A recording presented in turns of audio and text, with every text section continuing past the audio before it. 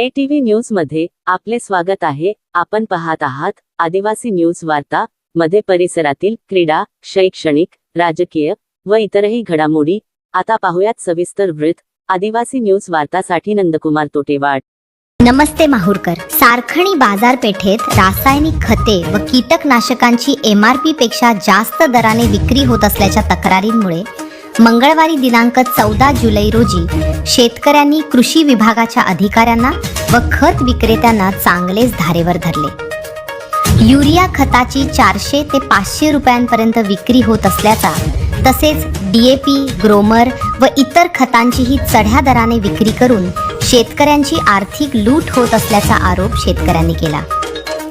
सारखणीतील एका कृषी सेवा केंद्रात झालेल्या बैठकीत शेतकऱ्यांनी अधिकाऱ्यांसमोर तीव्र संताप व्यक्त केला। काही कृषी केंद्र चालक मनमानी पद्धतीने खतांची विक्री करत असून कृषी विभागाच्या दुर्लक्षामुळे शेतकऱ्यांना जास्त पैसे मोजावे लागत असल्याची नाराजी व्यक्त करण्यात आली। या प्रकारावर तातडीने कारवाई करण्याची मागणीही करण्यात आली।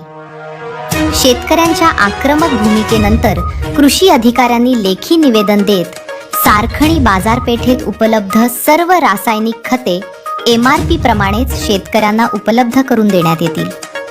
कोणत्याही खताची MRP पेक्षा जास्त दराने विक्री आढळल्यास संबंधित कृषी केंद्र चालकाचा परवाना रद्द करण्याची कारवाई करण्यात येईल, असे स्पष्ट आश्वासन दिले। या आंदोलनात महाराष्ट्र राज्य किसान सभेचे राज्य उपाध्यक्ष अर्जुन आडे, जिल्हाध्यक्ष विनोद जाधव, शेतकऱ्यांची नेहमी सभासद, समस्या जाणून घेणारे नेते पालायगुडा, बामणगुड, तांडा येथील उपसरपंच स्वप्नील राठोड, सदस्य नितीन चव्हाण यांच्यासह दुंडरा, पालायगुडा, सालागुडा, दहेली, भगवती आणि सारखणी परिसरातील मोठ्या संख्येने शेतकरी उपस्थित होते। शेतकऱ्यांनी भविष्यातही खतांची जास्त दराने विक्री सुरू राहिल्यास तीव्र आंदोलन छेडण्याचा इशारा देत कृषी विभागाने नियमित तपासणी करून दोषींवर कठोर कारवाई करावी, अशी मागणी केली। कृषी अधिकाऱ्यांच्या लेखी आश्वासनानंतर आंदोलन तात्पुरते स्थगित करण्यात आले। नमस्ते।